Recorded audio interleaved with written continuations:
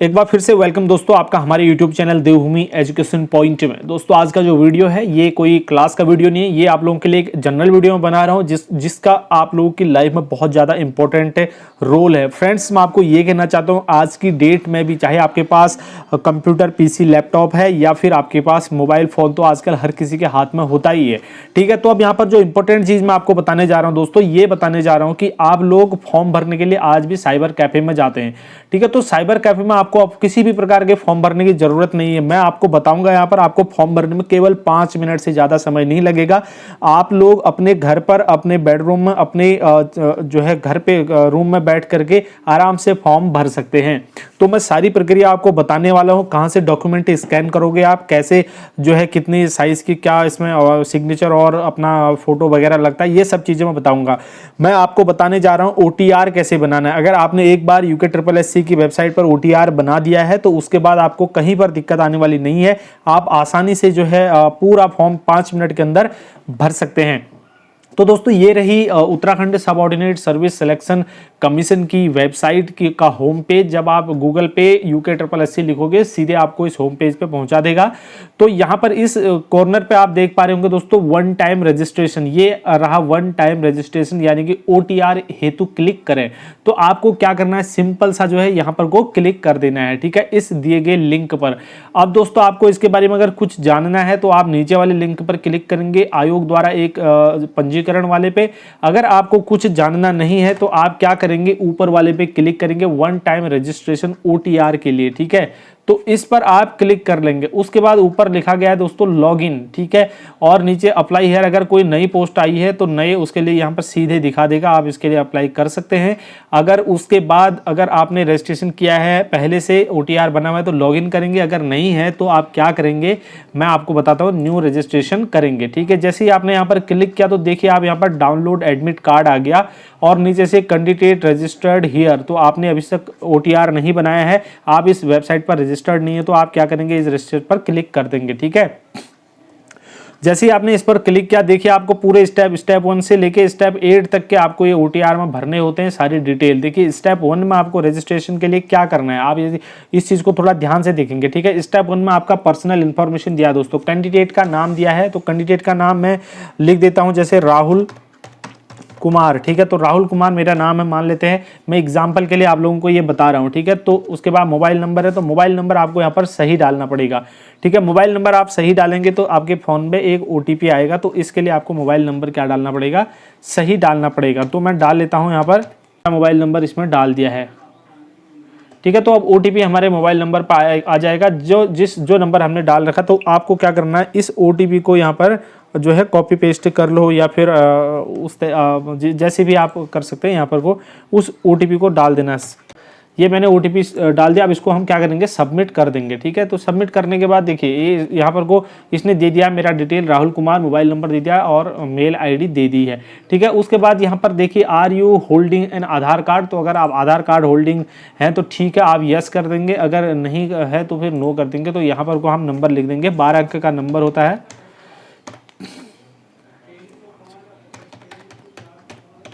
ये मैंने आधार कार्ड का नंबर डाल दिया। मैं अभी खाली ऐसे ही डाल रहा हूँ, इसमें मैं कोई मतलब फर्जी डाल रहा हूँ क्योंकि मैं आपको एग्जाम्पल के लिए बता रहा हूँ। ठीक है, और आधार कार्ड पे क्या नाम है वो आपको डालना है। तो राहुल कुमार ही मैं अपना नाम जो है आधार कार्ड पे डाल दूंगा क्योंकि मेरा नाम उस पर यही है। तो आप डेट ऑफ बर्थ आपको चुननी है दोस्तों, आपकी डेट ऑफ बर्थ कब है, तो इस तरीके से आप क्या करेंगे, डेट ऑफ बर्थ चुनने के लिए इस बॉक्स में क्लिक करेंगे, ये कैलेंडर खुल जाएगा। उसके बाद जुलाई 2000 से तो पहले ही होगा, तो यहाँ पर आप चूज कर लेंगे, चलिए 92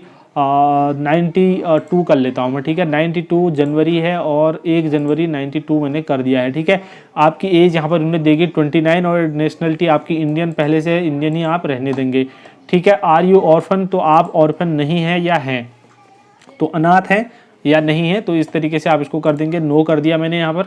ठीक है, उसके बाद फादर के नेम में आप मिस्टर या श्री जो भी लगाना चाहें तो आप लिख सकते हैं। उसके बाद फादर नाम लिख देंगे यहाँ पर को जो भी आपके पिताजी का नाम होगा। ठीक है, ये मैंने लिख दिया। और उसके बाद मदर के नेम में आप SMT मिसेज जो भी लिखना चाहें वो भी लिख सकते हैं। ये लिख दिया मैंने मदर का नाम भी। डाल दिया यहाँ पर को। और आपका स्टेट जो है, बर्थ स्टेट कौन सा है दोस्तों, उत्तराखंड है, उत्तर प्रदेश, बंगाल, जो भी आपका बर्थ स्टेट है आप उसको डाल देंगे। ठीक है, तो बर्थ स्टेट में हम यहाँ पर डाल देंगे उत्तराखंड। ठीक है, इस तरीके से UTT टाइप करेंगे तो उत्तराखंड आ जाएगा। और बर्थ का डिस्ट्रिक्ट पूछ रहा है तो डिस्ट्रिक्ट आप जो भी है अपने डिस्ट्रिक्ट में से आप कहीं पर भी डाल देंगे। तो हमने यहाँ पर जो है अल्मोड़ा डाल दिया। ठीक है, तहसील के अंतर्गत आप डाल सकते हैं, तहसील जो भी आपकी तहसील है तो तहसील ऑटोमेटिक यहाँ पर को दे देगा, कोई दिक्कत। आप एक बार भरना स्टार्ट करेंगे, चलो मैंने तहसील पे अल्मोड़ा ही डाल दिया। तो विलेज भी आपको यहाँ पर विलेज डालना है, तो विलेज हम यहाँ पर कुछ भी डाल देते हैं। ठीक है, जो हमारा विलेज होगा वो विलेज हम डाल देंगे। अभी मैं फिलहाल आपको समझाने के लिए ये फॉर्म भर रहा हूँ। अब यहाँ पर मोबाइल नंबर, फ़ोन नंबर पूछ रहा है दोस्तों विद STD कोड। ठीक है, तो फ़ोन नंबर आप इस समय STD कोड वाले होंगे नहीं, तो आप क्या करेंगे यहाँ पर मोबाइल नंबर डाल देंगे। ठीक है, अपना जो भी मोबाइल नंबर आपका जो है अल्टरनेट मोबाइल नंबर एक आपको यहाँ पर को डाल देना है कॉन्टैक्ट के लिए। ठीक है, परमानेंट आइडेंटिफिकेशन मार्क, अगर आपके बॉडी में कहीं पर कोई मार्क है जो परमानेंट है, जो है मिट नहीं सकता है, तो ऐसा कोई मार्क है तो आप इस वाले सेक्शन में डाल देंगे permanent identification mark on body. ठीक है, शरीर पर कोई ऐसा मार्क जो परमानेंट है। उसके बाद residential present residential area, domicile residential area, तो अभी जो हिल से हैं, प्लेन से आपका निवास स्थान। ठीक है, अभी जो निवास स्थान है या स्थायी निवास स्थान है, तो जो भी है तो आप कहाँ से, प्लेन से, हिल से, तो हमने हिल डाल दिया क्योंकि हमने अल्मोड़ा डाला है। ठीक है, उसके बाद जेंडर में आ जाते हैं दोस्तों, मैं आप मेल फीमेल वगैरह जो भी है वो चुन सकते हैं। आप मैरिटल स्टेटस में मैरिड, अनमैरिड या डाइवोर्स्ड हैं, जो भी हैं आप उसको चुन सकते हैं। तो मैरिड डाल दिया मैंने यहाँ पर को। ठीक है, तो मैरिड है, या फिर आप अगर अनमैरिड है तो अनमैरिड डाल देंगे। ठीक है, अब लिखा है कि वेदर डोमिसाइल ऑफ उत्तराखंड, तो डोमिसाइल है आपके पास, तो यस आपके पास जो है डोमिसाइल होगा। ठीक है, तो यहाँ पर अपना स्थायी निवास प्रमाण पत्र में यस कर दिया आपने, तो उसने आगे इस चीज़ को जो है पूरा डिटेल उसका देखिए यहाँ पर लिखा है इसने डोमिसाइल से स्थायी निवास प्रमाण पत्र सर्टिफिकेट नंबर, आपको स्थायी निवास प्रमाण पत्र का स्थायी निवास प्रमाण पत्र का क्रमांक डालना पड़ेगा। ठीक है, तो इस तरीके से आप जो भी उसका प्रमाण पत्र होगा, मैंने यहाँ पर एक खाली वैसे ही डाल दिया सिखाने के लिए। तो स्थायी निवास प्रमाण पत्र आपका कौन सा कहाँ से है, किस तहसील से मिला है, तो ये अल्मोड़ा ही लिख दिया मैंने। अगर चमोली से मिला होता चमोली लिखता, जहाँ से भी मिला होगा वो लिख देंगे। ठीक है, तो डोमिसाइल या स्थायी निवास प्रमाण पत्र इशूइंग डेट, तो इशूइंग डेट कब आपको ये प्रमाण पत्र प्राप्त हुआ था, मान लीजिए आपको ये 2019 में प्राप्त हुआ था, फरवरी में, 5 फरवरी 2019 को प्राप्त हुआ था, तो आपने ये चीज़ डाल दिया। ठीक है, उसके बाद कैटेगरी में SC ST OBC जो भी है तो वो आप डाल देंगे दोस्तों यहाँ पर को। ठीक है, मैं डाल देता हूँ SC, क्योंकि जो है इसमें आगे जो चीज़ पूछेगा, क्योंकि अगर जनरल डाल देंगे उसमें कुछ नहीं देगा। ठीक है, SC डाल दिया या EWS डाल दिया, तो इसमें जो सर्टिफिकेट की डिटेल है वो सारी डिटेल्स पूछेगा ये। ठीक है, तो सर्टिफिकेट नंबर पूछ रहा है, तो यहाँ पर हम जो है सर्टिफिकेट नंबर आपके जो कास्ट सर्टिफिकेट है उसमें ऑलरेडी दिया हुआ होता है, तो आप वहाँ से देख करके इसको कर लेना। तो सर्टिफिकेट नंबर भी मैं कुछ ऐसे ही डाल दे रहा हूँ इसमें जो हमारा नहीं है। ठीक है, मैं खाली एक आपको समझाने के लिए डाल रहा हूँ, मैं फिर बता रहा हूँ। ठीक है, तो ये कहाँ से इशू हुआ है भाई, कौन से तहसील से हुआ है, तो ये आप अल्मोड़ा, अगर आपकी जो भी तहसील है उसका नाम लिख देंगे जहाँ से आपको सर्टिफिकेट मिला है। तो कौन किसके द्वारा ये सर्टिफिकेट दिया गया है, संभवतः तहसीलदार के द्वारा या सिटी मजिस्ट्रेट के द्वारा, किसके द्वारा दिया गया है भाई वो आप डाल देंगे। मान लीजिए तहसीलदार के द्वारा मिला है तो सर्टिफिकेट तहसीलदार हमने यहाँ पर क्लिक कर दिया, तहसील से बनाया तो तहसीलदार द्वारा ही मिला होगा। तो सर्टिफिकेट इशूइंग डेट, तो सर्टिफिकेट आपको कब मिला था, तो इसको मान लीजिए आपको 2018 में मिला था, जून के महीने में 5 जून को मिला था, तो आपने ये डाल दिया। उसके बाद ठीक है, are you differently able, PH है, PH अगर दिव्यांग की श्रेणी में आते हैं तो आप इसको यस करेंगे। अगर उसके बाद नीचे लिमिट दी गई है कितना है, ये अगर आपके पास सर्टिफिकेट है तो उसमें सारा कुछ ये लिखा होगा, जो भी है आप वो कर देना, अगर नहीं है तो उसको सीधे नो कर देना आपने। ठीक है, तो आप PH या दिव्यांग नहीं है। ठीक है, are you ex army person, क्या आप जो है भूतपूर्व सैनिक है, तो आप येस हैं तो येस, नहीं है तो नो, हम यहाँ पर नो कर दे रहे हैं क्योंकि हम नहीं हैं। ठीक है, उसके बाद ये पूछ रहा है दोस्तों यहाँ पर are you your name registered in any district soldier welfare, तो आपका किसी भी सैनिक कल्याण विभाग में या किसी में ऐसा आपका रजिस्ट्रेशन हुआ है, आपका नाम पंजीकृत है, तो आपका नाम बिल्कुल भी पंजीकृत वहाँ पर नहीं है, आप नो कर देंगे। अगर है तो फिर यस करेंगे, आपको इसके बारे में पता होगा। उसके बाद are you dependent on freedom fighter, तो स्वतंत्रता संग्राम सेनानियों पर आप आश्रित हैं, तो नहीं, अगर हैं तो फिर आपको यस करना पड़ेगा। बहुत आसान है, कोई दिक्कत नहीं है यहाँ पर। उसके बाद इतना भरने के बाद एक बार आप ऊपर जाके इसको चेक कर लेंगे कि आपने सारी डिटेल सही भरी या नहीं भरी है। तो आप इसके बाद अगर सही भरी है तो इस कॉर्नर पे आप देखेंगे यहाँ पर सेव एंड नेक्स्ट लिखा है, तो आप इसको सेव एंड नेक्स्ट में क्लिक कर देंगे। ठीक है, आगे बढ़ो भैया। अब स्टेप 3 आ गया भाई। स्टेप 3 में आपको एड्रेस डालना है। ठीक है, एड्रेस में देखिए इसमें फ्लैट, आप अपना फ्लैट नंबर डाल सकते हैं, रूम डाल सकते हैं, ठीक है, डोर नंबर डाल सकते हैं, ब्लॉक डाल सकते हैं, हाउस नंबर डाल सकते हैं। मान लीजिए आपका हाउस नंबर 111 है, ठीक है, 11 हाउस नंबर 11 है आपका, आपने 11 डाल दिया, कुछ नहीं है तो इसको कुछ मत भरो, छोड़ दो, कोई दिक्कत नहीं। उसके बाद नेम ऑफ प्रीमिसी या बिल्डिंग, बिल्डिंग का नेम होता है, किसी का बिल्डिंग का नाम है प्रेमा सदन, किसी के बिल्डिंग का नाम होता है पवार हाउस, ठीक है, तो कुछ भी आप लिख सकते हैं। तो अगर है तो ठीक है लिख दो, नहीं है तो कोई दिक्कत नहीं। ठीक है, अगर रोड आपकी है कोई जैसे यहाँ पर हम लिख देते हैं पिथौरागढ़ रोड, पिथौरागढ़ रोड, मैंने पिथौरागढ़ रोड लिख दिया। ठीक है, या पोस्ट ऑफिस लिख सकते हैं आप। ठीक है, आपका पोस्ट ऑफिस मान लीजिए, मैंने पोस्ट ऑफिस एग्जाम्पल के लिए मैंने लिख दिया खतियाड़ी लिख दिया, अल्मोड़ा भी लिख सकता हूँ मैं, पोस्ट ऑफिस अल्मोड़ा लिख दिया, चलो मैंने पोस्ट ऑफिस अल्मोड़ा डाल दिया। ठीक है, उसके बाद एरिया, आपका लोकेलिटी या एरिया क्या है, अल्मोड़ा ही है। ठीक है, अल्मोड़ा ऑलरेडी फेमस है। लैंडमार्क जो है SSJ कैंपस लिख देता हूँ मैं। ठीक है, SSJ कैंपस मतलब ये है कि आपके घर के आसपास कोई ऐसी फेमस चीज़ है जो मतलब उसको लैंडमार्क बोलेंगे आप ना, ऐसा फेमस चीज़। जैसे आप लिखते हैं कि near Sushila Tiwari hospital, near SSJ campus, near फलाना विद्यालय। ठीक है, तो इस तरीके से जो भी आसपास में चीज़ है उसको लैंडमार्क का में डाल देना। और उसके बाद स्टेट पूछ रहा आपके राज्य का नाम, तो आप अंडमान निकोबार से तो है नहीं, आप उत्तराखंड से हैं तो उत्तराखंड यहाँ पर डाल देंगे। डिस्ट्रिक्ट मैंने पहले ही डाल रखा दोस्तों अल्मोड़ा, तो अल्मोड़ा ही डाल दूंगा मैं। इससे पहले अगर आपने कहीं और डाला है तो फिर वो देख लीजिए। ठीक है, आप अपना डिस्ट्रिक्ट डालना है आपको। तहसील में आप देख लीजिए, तहसील भी मैंने अल्मोड़ा ही डाला था। ठीक है, और विलेज की बात करें तो विलेज हमने यहाँ पर को पहले ही लिखा था, मैंने खतियाड़ी लिखा था आपके एग्जाम्पल के लिए। अब अल्मोड़े का पिन कोड है 263601। ठीक है, तो अल्मोड़े का पिन कोड मैंने डाल दिया और अपने वहाँ का पिन कोड डालेंगे जो आपका पिन कोड है। नियरेस्ट पुलिस स्टेशन भाई अल्मोड़ा ही लिख दिया मैंने। आपका जो सबसे नज़दीक का, सबसे पास का पुलिस स्टेशन, आपके करीब में जो आपका पुलिस स्टेशन है उसका नाम यहाँ पर लिख देंगे। ठीक है, अब इस तरफ तो भर दिया, इस दूसरी तरफ का क्या खेल है, ये है परमानेंट एड्रेस जो हमने भरा, आपका जो स्थायी एड्रेस है। कई लोग ऐसे होते हैं, मान लीजिए जो हल्द्वानी में रह रहे होंगे, ठीक है, या देहरादून में रह रहे हैं, लेकिन उनका गांव कहीं पहाड़ में है, तो आप यहाँ पर परमानेंट एड्रेस जो है वहीं डालें जहाँ पर आप परमानेंट रहते। कमरा किराया ले रखा है ऐसे, इसको परमानेंट नहीं कहेंगे। ठीक है, तो परमानेंट एड्रेस अगर आप चाहते हैं कि जो आपका कॉरेस्पॉन्डेंस एड्रेस होता है तो वो भी जो वर्तमान एड्रेस है, ठीक है, कुछ टाइम के लिए वाला, तो उसको भी अगर आप चाहते हैं कि जो परमानेंट एड्रेस है वही ये भी एड्रेस रहे, तो आप यहाँ पर को सेम एज कोरेस्पोंडेंस एड्रेस कर देना, इसको यहाँ पर को क्लिक कर देना। ठीक है, जो एड्रेस आपने अभी तक भरा था वो इधर भी वही आ जाएगा। ठीक है, तो परमानेंट एड्रेस और कोरेस्पोंडेंस एड्रेस जो है एक समान हो जाएगा। अगर आप चाहते हैं कि आप अपना अभी का वर्तमान का जहां पर आप कमरा लेकर रह रहे हैं तो वो वाला एड्रेस डालें तो फिर उसको भी डाल सकते हैं, इसमें कोई भी मतलब कंफ्यूज होने की ज़रूरत नहीं है। उसके बाद हम बढ़ जाएंगे आगे। सेव एंड नेक्स्ट इस कॉर्नर पे दिख रहा है आपको, इसको क्लिक कर देना है और आगे बढ़ जाना है। स्टेप 3 में पहुंचा दिया इसने सीधे। ठीक है, फिर स्टेप 3 में इसने अदर डिटेल पूछ रहा है। Is your name registered in any district employment office located in Uttarakhand. ये पूछ रहा है कि आपका जो नाम है वो किसी भी उत्तराखंड के जो एम्प्लॉयमेंट ऑफिस होते हैं वहाँ पर रजिस्टर्ड आपने किया है। अगर किया है तो यस करेंगे, नहीं किया है तो नो कर देंगे आप। ठीक है, अगर देखिए नो कर दिया हमने तो कुछ नहीं आएगा, अगर आप इसको यस कर देंगे तो बाकी डिटेल भरने को बोलेगा ये। ठीक है, तो एम्प्लॉयमेंट एक्सचेंज रजिस्ट्रेशन नंबर ये पूछ रहा है। ठीक है, तो आपको एम्प्लॉयमेंट रजिस्ट्रेशन नंबर यहाँ पर डाल देना है। तो मैं जैसे कुछ भी डाल रहा हूँ एग्जांपल के लिए मैंने डाल दिया। आपको रजिस्ट्रेशन नंबर आपके जो एम्प्लॉयमेंट आपने रजिस्ट्रेशन किया वो सर्टिफिकेट मिला था उसमें इंगित होता है, उसमें से देख के आप इसमें भर देना।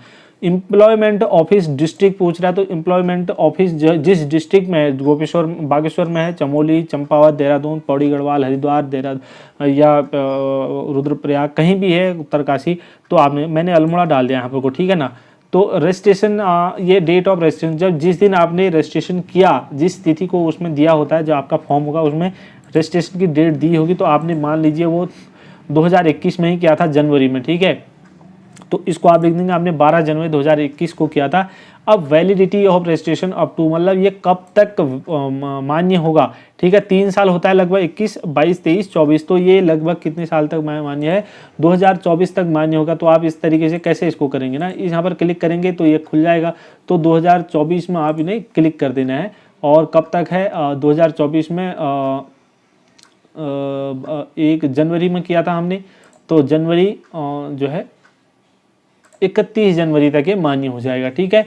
तो मतलब आपके उस सर्टिफिकेट में डेट पूरी लिखी होगी, मैं आपको एग्जांपल के लिए बता रहा हूँ, लेकिन आपके उसमें जब तक मान्य है तब तक भी लिखा होगा, जिस दिन से बना था उस दिन की डेट भी लिखी होगी।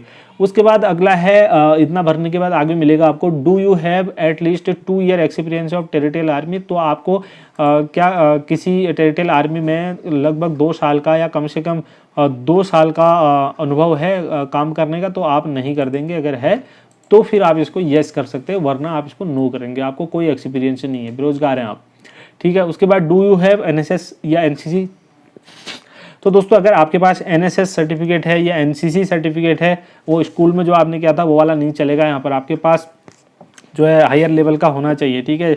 एनसीसी जब आप डिग्री कॉलेज से करते हैं वहाँ पर वाला होना चाहिए, ठीक है। तो उसी तरीके से एनएसएस भी अगर आप के पास है तो आपको यस करना पड़ेगा। अगर मान लेते हैं आपके पास है तो आप यस कर देंगे, तो यस करेंगे तो आपको यहाँ पर देखिए एनसीसी बी सर्टिफिकेट के बारे में पूछ रहा है, यस या no. NCC C certificate, NSS B certificate और NSS C certificate. NSS B और सी ही चलेगा, एनएसएस या एनसीसी का ए सर्टिफिकेट यहाँ पर नहीं चलने वाला है। तो मान लेते हैं आपके पास है, तो फिर आप इसको यस कर देना। और इसके बाद ये सर्टिफिकेट का नंबर और ये सारी चीज़ें, जैसे देखिए एनसीसी बी सर्टिफिकेट की डेट पूछ रहा है, ये सारी चीज़ें पूछेगा, आप भर लेना। अगर आपके पास नहीं है तो फर्स्ट में आप इसको नो कर देंगे, कोई भी आगे को पूछेगा ही नहीं कुछ भी, ये ठीक है। इतनी चीज़ें होगी। उसके बाद ब्लैक लिस्ट डिक्लेरेशन है दोस्तों। ब्लैक लिस्ट क्या आपको कभी किसी परीक्षा में किया गया है, in is there any criminal case pending against you. तो आपके जो है अगेंस्ट अगर कोई पेंडिंग केस है, जो क्रिमिनल केस है, तो आप इसको येस करेंगे। अगर नहीं है तो नो करेंगे। हमें पता है आपके अगेंस्ट कोई भी क्रिमिनल केस नहीं है, आप बहुत सीधे साधे हैं, तो इसमें आप नो कर देंगे। उसके बाद आगे है वेदर डिवाइडेड और black listed examination by UP. आप किसी यूपीएससी, एसएससी, स्टेट, पीएससी या बोर्ड के द्वारा कभी भी ब्लैक लिस्टेड किए गए हैं तो आप क्या करेंगे, नहीं कर देंगे, क्योंकि आप कभी भी ब्लैक लिस्टेड नहीं किए गए हैं। अगर किए गए हो किसी भी संस्था के द्वारा जो परीक्षा कराती है, तो फिर आपको यहाँ पर यस कर देना है भाई, ठीक है। उसके बाद बात करते हैं अदर डिटेल ऑफ कैंडिडेट। तो कैंडिडेट के कुछ अन्य डिटेल के बारे में पूछ रहा है। तो ये है कि आपका ना ये UKSSC में एक खाता खुल रहा है भाई। एक बार आपका खाता खुल गया तो फिर आप कभी भी पैसे डालो, कभी भी निकालो, कोई दिक्कत नहीं होती ना। उसी तरीके से यहाँ पर भी होने वाला है। आपका कभी भी फॉर्म आएंगे, तुरंत लिंक से आप 5 मिनट या 2 मिनट के अंदर फॉर्म को भर सकते हो, कोई भी आपको डिटेल नहीं भरना पड़ेगा। उसके बाद प्लेस ऑफ रेसिडेंट पूछ रहा है, आपका निवास का स्थान। तो आप यहाँ पर ऑप्शन में आप ग्रामीण हैं या शहरी क्षेत्र में हैं, तो आप उसको लिख देंगे, ठीक है। तो आप यहाँ पर रूरल लिख देंगे, ग्रामीण आप हैं। तो उसके बाद 10th क्लास स्कूलिंग, तो आपने 10th जो किया था वो शहर से किया था, गांव से किया था भाई, आपने गांव से किया था, सीधे साधे बच्चे हैं। अगर आपने शहर से किया था तो दोस्त यहाँ पर आपको शहर भरना पड़ेगा, अर्बन डालना पड़ेगा, ठीक है। तो type of institution of class 10th qualification exam, qualifying examination. तो आपने जो 10th का एग्ज़ाम किया तो वो कौन से संस्था से किया था, आपने सरकारी से किया था या प्राइवेट किया था, ठीक है। 1-2 साल फेल हो गए भाई, उसके बाद आपने प्राइवेट फॉर्म भरा तो आप इसको प्राइवेट चुन देंगे। अगर आपने सरकारी से किया है, गवर्नमेंट से किया तो आप इसको गवर्नमेंट चुनेंगे। संभवतः अधिकतर लोग गवर्नमेंट वाले ही होंगे। उसके बाद फादर्स क्वालिफिकेशन की बात आ रही है यहाँ पर। तो फादर की क्वालिफिकेशन आपकी हाई स्कूल किया तो मैट्रिकुलेट, अगर 12th किया है तो 12 कर देना। ग्रेजुएट हैं, ग्रेजुएशन किया है, BSc वगैरह किया है तो ग्रेजुएट डाल देंगे।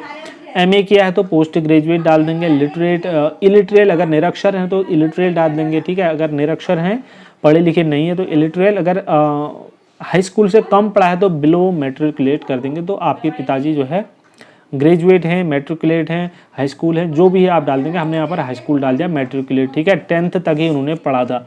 उसके बाद फादर ऑक्यूपेशन डाल दिया। यहाँ पर आपका पिताजी का क्या व्यवसाय है। ऑक्यूपेशन मतलब होता है व्यवसाय। तो आप एग्रीकल्चर हैं, कृषि किसान हैं तो एग्रीकल्चर डाल देंगे। गवर्नमेंट एम्प्लॉय हैं तो गवर्नमेंट एम्प्लॉय डाल देंगे। अगर कोई बिजनेस करते हैं, आप बिजनेसमैन हैं, दुकानदार हैं, कोई भी हैं तो आप बिजनेसमैन डाल देंगे। प्राइवेट एम्प्लॉय हैं किसी प्राइवेट संस्था में नौकरी करते हैं तो डाल देंगे। अगर रिटायर हो चुके हैं किसी सरकारी नौकरी से, कहीं से रिटायर होकर के अभी पेंशन खा रहे हैं, तो आप रिटायर डाल देंगे भाई, ठीक है। तो हम कुछ भी डाल दो, ये सब कुछ समझा दिया मैंने। यहाँ पर मैंने डाल दिया एग्रीकल्चर डाल दिया, ठीक है। मैं ज़्यादा जो है टेंशन लेने की ज़रूरत नहीं है यहाँ पर को। मदर की क्वालिफिकेशन भी दोस्तों, आपकी मदर ने भी मैट्रिक किया है, हाई स्कूल किया है, वही सेम जो पिताजी के उसमें था वो मैंने यहाँ पर को बता दिया है। उसके बाद मदर का ऑक्यूपेशन क्या है, मदर हाउस वाइफ है, गवर्नमेंट एम्प्लॉय है, बिजनेस वुमेन है, क्या है, प्राइवेट सेक्टर में जॉब करती है, जो भी करती है आप उसको यहाँ पर को डाल देना। हाउस वाइफ मैंने चलो यहाँ पर डाल दिया है फिलहाल, ठीक है। तो मोड ऑफ प्रिपरेशन, आपने जो तैयारी की है वो सेल्फ स्टडी खुद की तैयारी की है या किसी कोचिंग इंस्टीट्यूट से आपने पढ़ाई की है, तो आप यहाँ पर दोनों चीज़ें, इससे कोई फर्क नहीं पड़ता है, आप कुछ भी डालो, ठीक है। इससे किसी भी प्रकार का कोई फर्क पड़ने वाला नहीं है। चलो हमने लिख दिया भाई सेल्फ स्टडी, इसको कर दिया, हमने खुद पढ़ाई की है भाई, हमने कहीं भी किसी कोचिंग से किसी संस्था से पढ़ाई नहीं की है, तो ठीक है। तो मोड ऑफ प्रिपरेशन में हमने क्या कर दिया, सेल्फ स्टडी कर दिया है। चाहे तो कोचिंग भी कर सकते हो, ठीक है। उसके बाद फैमिली एनुअल इनकम है भाई, देखो फैमिली की एनुअल इनकम अगर आपके पास आय प्रमाण पत्र बना हुआ है तो उसमें लिखा हुआ होता है। अगर आपने ऊपर एग्रीकल्चर चुना है तो यहाँ आपको 2.5 लाख से नीचे 8 लाख के बीच में आप कर देना, 2.5 लाख से 8 लाख के बीच में सबसे कम है। अगर सरकारी नौकरी में है तो उसका पे ग्रेड देख के आप अपने माता पिता का जो भी है उनका कैलकुलेट करके आपको पता ही होगा, डाल देना, इसमें कोई ज़्यादा ऐसा कुछ होता नहीं है, ठीक है। सारी फॉर्मेलिटीज़ है, इतना कुछ भरने के बाद आप इसको सेव कर देंगे और नेक्स्ट कर देंगे, ठीक है। इतना कुछ बनने के बाद अब स्टेप 4 में आ जाते हैं भाई। स्टेप 4 में आपको क्वालिफिकेशन की डिटेल डालनी है। यहाँ पर आपने जितना कुछ आज तक ज़िंदगी में किया है भाई वो सभी इसमें डाल देना है।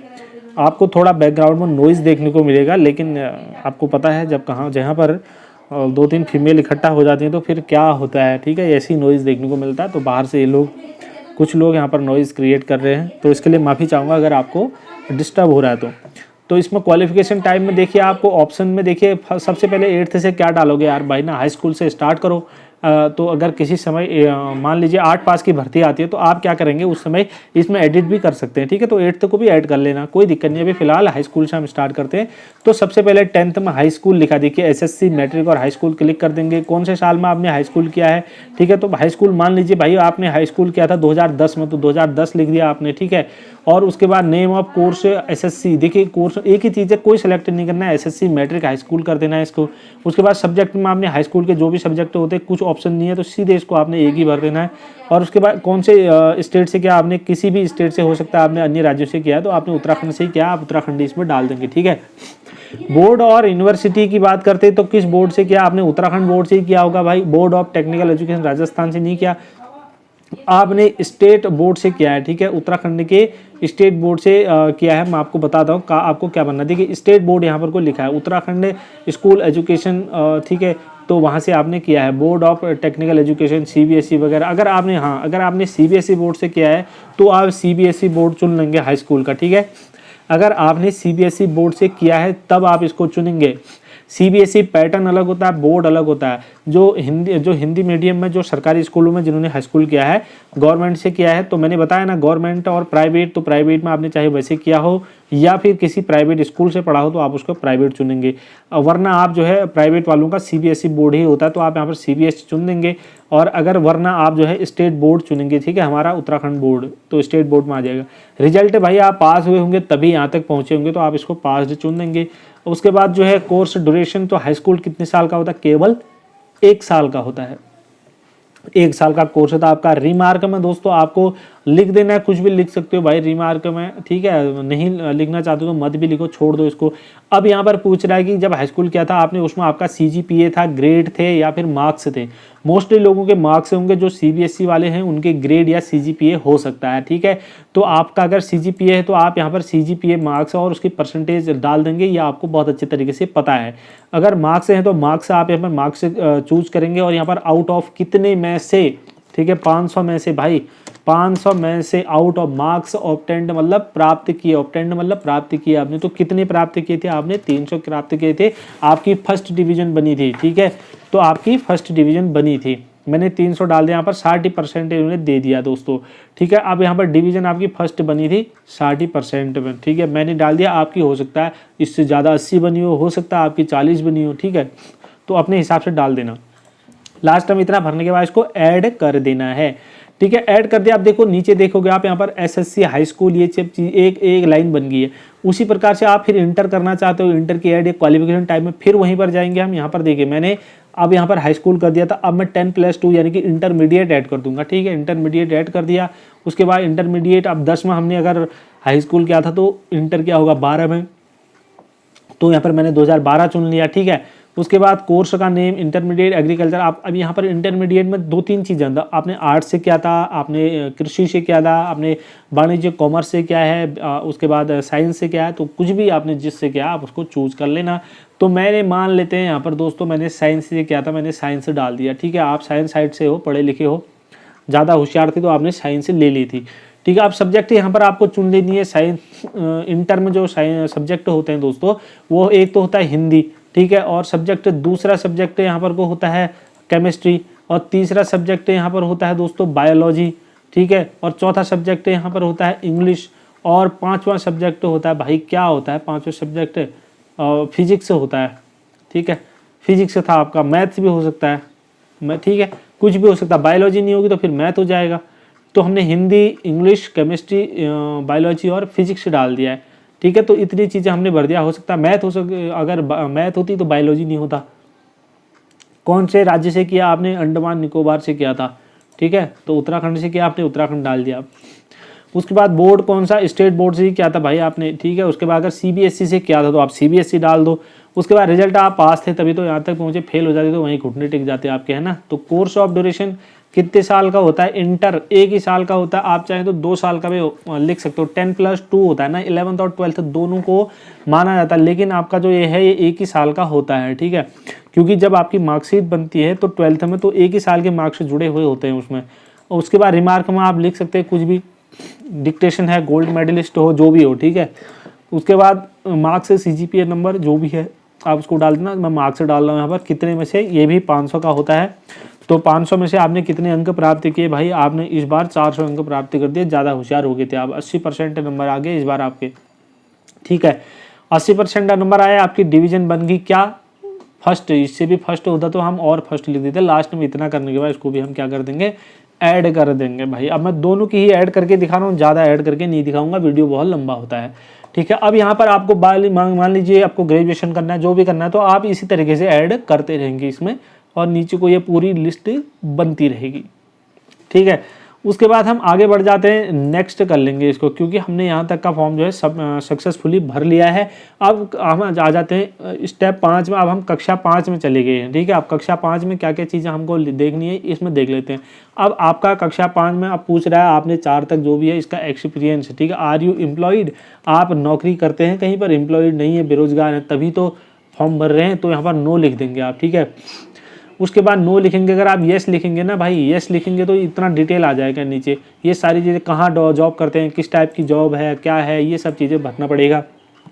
तो आप बेरोजगार हैं, इसको नो कर देना आपने, कोई दिक्कत नहीं, सेव कर दो। ठीक है, कक्षा 5 में इतना ही काम है, ज़्यादा नहीं। आप पास हो गए, 6 में चले गए। देखिए स्टेप 6 चले गया। स्टेप 6 में आपको क्या करना है, अब आपकी पहचान होनी शुरू हो गई भाई। अपलोड फोटो, आपको क्या करना है, अब अपना फोटो अपलोड करना है। फोटो का साइज जो होगा वो होगा 30 से 50 KB के बीच। ठीक है, और सिग्नेचर है यहाँ पर, सिग्नेचर का साइज होगा 15 से 20 KB के बीच। ठीक है, और यहाँ पर दे रखा है थंब इम्प्रेशन। ठीक है, अंगूठे का निशान, आपके बाएं अंगूठे का निशान की जरूरत पड़ती है, तो बाएं अंगूठे के निशान की जो है उसका भी साइज होना चाहिए 20 से 50 KB। नीचे नीले वाले जो बॉक्स से दिख रहा है ना, यहाँ पर वो पट्टी सी है, इस पट्टी में सब लिखा है। तो अपलोड फोटो में आप क्लिक कर देंगे, अपलोड फोटो में। ठीक है, आप यहाँ पर चाहे तो ड्रॉप एंड ड्रैग भी कर सकते हैं, ड्रैग एंड ड्रॉप भी कर सकते हैं, सॉरी। अगर आप वैसे नहीं करते तो यहाँ पर आप क्लिक कर लेंगे जस्ट। ठीक है, यहाँ पर क्लिक करेंगे, जिस भी फोल्डर में आपकी फाइल है वहाँ पर आप क्लिक करेंगे। ऐसे मेरे मान लीजिए मेरे डॉक्यूमेंट में है। ठीक है, तो ये मेरी फ़ोटोज़ रही। इन फ़ोटोज़ में से मैं अपनी जो भी मुझे यहाँ पर अपलोड करनी है, देखिए ये मेरी फ़ोटोज़ हैं। ठीक है, इन फोटोज़ में से जो भी यहाँ पर को अपलोड करनी है, मान लीजिए मुझे ये वाली फ़ोटो अपलोड करनी है, तो मैं इसमें डबल क्लिक कर लूँगा, या फिर इसमें एक क्लिक करके नीचे ओपन में क्लिक कर लूँगा। ठीक है, ये मेरी फ़ोटो यहाँ पर को आ चुकी है दोस्तों। ठीक है, उसके बाद सिग्नेचर अपलोड करने की बात आई, तो सिग्नेचर में भी वैसे ही करना है। सिग्नेचर वाले बॉक्स में क्लिक करके ड्रॉप फाइल करना है, ड्रैग एंड ड्रॉप कर सकते हैं आप। ठीक है, या फिर क्लिक करेंगे यहाँ पर को बीच में ही कहीं पर भी। उसके बाद आपको क्या करेंगे, यहाँ से अपने सिग्नेचर भी अपलोड कर लेंगे। ठीक है, सिग्नेचर का साइज कितना होना चाहिए कहा है इसमें 15 से 20 KB के बीच। ठीक है, ज़्यादा इसका साइज नहीं होना चाहिए जो साइन है आपके। ठीक है, 20 से 50 KB के बीच होना चाहिए। ये मेरे साइन भी यहाँ पर आ गए। उसके बाद थंब का इम्प्रेशन भैया आपका अंगूठा काट के भी ये लोग ले लेंगे। ठीक है, अंगूठा आपको देना है तो आप अंगूठे के निशान में जो है जहाँ पर भी आपका अंगूठा सेव है आप उस अंगूठे को, ये मेरा अंगूठा रहा, मैंने इसको अपलोड कर दिया है। ठीक है, ये तीनों चीज़ें आपको यहाँ पर प्रीव्यू में दिख जाएंगे। तो उसके बाद सेव एंड नेक्स्ट कर दो, बिना टाइम गवाही आप फिर यहाँ से भी पास हो गए। कक्षा 5 से आप पहुँच गए कक्षा 7 में। ठीक है, अब देखो यहाँ पर जो आपकी प्रोफाइल है, डॉक्यूमेंटेड डिटेल शेप्ड सक्सेसफुली, आपका जो है जो पूरी जो प्रोफाइल थी वो बन के तैयार हो गई है।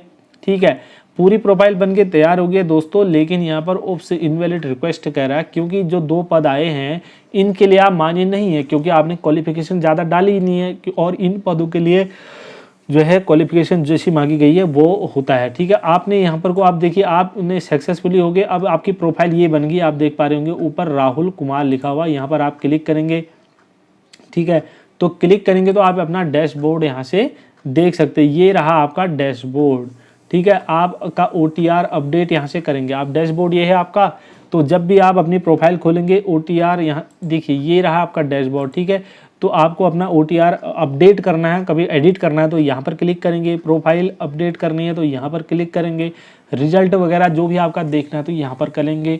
और न्यू एडवर्टाइज के लिए करना है तो यहाँ पर क्लिक करेंगे। आप मान लीजिए कोई नए फॉर्म आए, आपका OTR बना हुआ है, आपने फर्स्ट में जहाँ से हमने शुरू की थी ये रामलीला, वहाँ पर आपने देखा कि लॉगिन लिखा हुआ आता है, तो उस लॉगिन में आप अपनी मेल आईडी डालेंगे, पासवर्ड डालेंगे। ये आपका मेल आईडी पासवर्ड वगैरह आपने जो मोबाइल नंबर दिया है उस पर और आपकी मेल आईडी पर मेल करके आपको भेज दिया गया है कि आपकी पासवर्ड ये है, आप चेंज चाहें तो इसको चेंज भी करा सकते हैं। ठीक है, अब अप्लाई फॉर न्यू एडवर्टाइजमेंट आ गया। अगर कोई नए फॉर्म आ गए तो आप कहोगे सर कैसे करें, तो आप इस पर सीधे क्लिक कर देना OTR खोल के। ठीक है, ये 2 पद आ गए, यहाँ पर अप्लाई कर के लिए इनमें क्लिक कर देना, सीधे जाए सीधे। मान लीजिए मैंने ड्राइवर के लिए कर दिया है। ठीक है, तो ड्राइवर के लिए अब देखिए यहाँ पर पूरा स्टेप देगा, आपने पहले से भरा हुआ है तो आपको सेव नेक्स्ट, और उसके बाद ये फिर स्टेप 2 भी आपने पहले से भरा हुआ है, सेव नेक्स्ट। ठीक है, आपने सारे भरे हुए, तो आप लास्ट वाले स्टेप में चले जाओ, 7 नंबर वाले स्टेप में। ठीक है, 6 नंबर तक आपने सब कुछ भर रखा पूरा डिटेल से, कोई दिक्कत नहीं है। ठीक है, इस तरीके से जा रहा है। ठीक है, नहीं तो आप इसको सेव एंड नेक्स्ट करते जाओ फटाफट। ठीक है, अब यहाँ पर क्वालिफिकेशन है ड्राइवर के लिए 8th पास मांगा होगा तो आपको 8th यहाँ पर ऐड कर देना, और जैसे हमने पहले किया था यहाँ से। ठीक है, यहाँ से नहीं हो, यहाँ से होगा नहीं क्योंकि जब तक आप इसको फिल नहीं करोगे। ठीक है, यहाँ से होगा नहीं। उसके बाद इसको भी भर दिया तो सेव नेक्स्ट करो। स्टेप 5 कक्षा 5 में पहले गए थे, ये सब चीज़ें आपने पहले देख रखी हैं। ठीक है, उसके बाद आप करेंगे इसको भी सेव नेक्स्ट करेंगे। देखिए स्टेप 7 में आपको ड्राइवर के लिए कोड पूछ दिया। आप अब यहाँ पर पूछ रहा है कि from which region you passed 8th, आपने कहाँ से कक्षा 8 पास किया है, उत्तराखंड से किया है या कहीं बाहर से किया है। भाई उत्तराखंड रीजन डिस्ट्रिक्ट के बारे में अल्मोड़ा से किया है, लाइसेंस है आपके पास, यस कर देंगे। ठीक है, तो फिर उसके बाद इसको नेक्स्ट करोगे। ठीक है, तो आप हाई स्कूल की एजुकेशन ऐड करो बोल रहा है, तो यही मैं बता रहा था आपको। आप जिस भी एजुकेशन मांगिए, आप कक्षा 8 से लेके पूरा इसको जहाँ तक आपकी एजुकेशन है या आपने कोई डिप्लोमा लिया है, कोई सर्टिफिकेट आपके पास है, सब कुछ ऐड कर लेना। ठीक है, तो भाई ये सब चीज़ें जो है हमने सीख लिया। यहाँ पर पूरा OTR कैसे बनाना है, OTR के बाद आपको फॉर्म कैसे भरना है, कैसे आपको फ़ोटो के साइज़ KB में कन्वर्ट करनी है, ये मैंने नहीं बताया आपको। आप एक काम करेंगे दोस्तों, दुनिया भर की ऐप आती हैं आजकल। ठीक है, जो किसी भी फ़ोटो की साइज़ को कंप्रेस करती हैं। कोई स्कैनर आप डाउनलोड कर लो। ठीक है, दुनिया भर के स्कैनर आते हैं। प्ले स्टोर पर जाके आप कोई भी स्कैनर, डॉक्यूमेंट स्कैनर या फोटो स्कैनर इनको डाउनलोड कर लेना, उसका साइज़ कंप्रेस कर लेना, जितना चाहिए उतना KB रिसाइज करके उसको सेट कर लेना, कोई दिक्कत नहीं है, बहुत ही आसान है। चाहे तो इस ऐप का मैं किसी ऐप का वीडियो बना दूंगा आपके लिए। तो दोस्तों हमने यहाँ पर सीख लिया सब कुछ। ठीक है, तो जितना भी यहाँ पर बहुत ज़रूरी चीज़ें होती थी OTR बनाना हमने सीख लिया। उम्मीद करता हूँ आप लोगों को आ गया है। आज के बाद आप कभी भी साइबर कैफ़े में जाकर लाइन लगाने की ज़रूरत नहीं है। आपकी फ़ीस भाई 100 रुपये है या इस बीच तो फ्री आपके फॉर्म भरे जाने, लेकिन आप वहाँ पर 250 रुपये 300 रुपये दे के आते हो, अच्छा नहीं लगता यार। टेक्नोलॉजी का ज़माना है, आप खुद काम करो, खुद सेल्फ डिपेंड हो जाओ, कमरे के अंदर बैठे बैठे चाय पकौड़े का सेवन करते हुए आप अपना फॉर्म भर सकते हो। दोस्तों यहाँ पर यही इन्फॉर्मेशन आप लोग को देनी थी, संभवतः आप लोगों को अच्छी लगी होगी। अगर अच्छी लगी है तो प्लीज़ वीडियो को लाइक आप जरूर करें, शेयर भी कर सकते हैं बाकी लोगों तक। हम मिलेंगे अगले वीडियो में, तब तक के लिए ढेर सारी शुभकामनाएं।